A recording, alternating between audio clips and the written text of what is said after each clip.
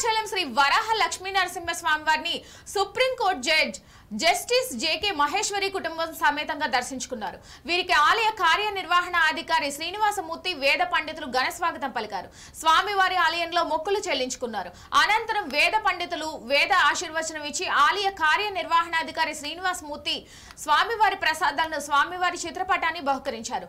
వీరితో జిల్లా judge Alapati Giridhar, court సిబ్బంది, జీవీఎంసీ, రెవెన్యూ, పోలీస్ డిపార్ట్మెంట్ తదితరుల డిపార్ట్మెంట్లో అధికారులు పాల్గొన్నారు.